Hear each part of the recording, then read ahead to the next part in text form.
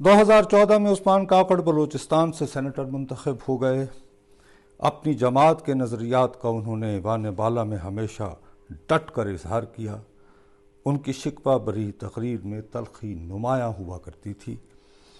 سیاسی مخالفین کی ذات پر بیہودہ فقرہ بازی اور کیچڑ اچھالنے سے مگر انہوں نے ہمیشہ گریز کیا۔ ایک مجسم سیاسی کارکن تھے، وفاداری بشرط استواری کی بھرپور علامت۔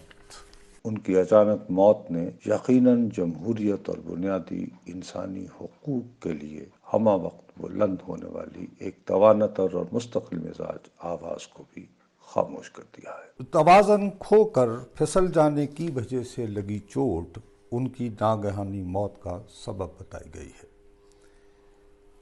ان کے چند پرستار مگر سوشل میڈیا پر وسوسوں بھرے سوالات اٹھا رہے ہیں۔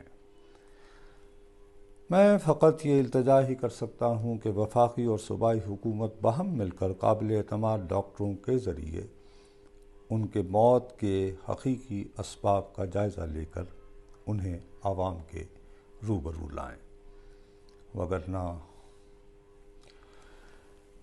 اسلام آباد تک محدود ہوا گزشتہ چند دنوں سے جبلی طور پر اس اندیشے میں مبتلا ہو رہا ہوں کہ وقت کی راکھ میں دبی چنگاریاں بلوچستان کے سیاسی ماحول میں دوبارہ بھڑکنے کو تیار ہو رہی ہیں۔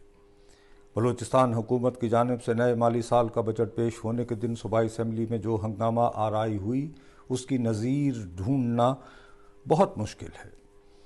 بلوچستان میں امن و امان کو یقینی بنانا افغانستان میں ابھرتے سیاسی ماحول کے تناظر میں بھی مزید اہم ہو گیا ہے۔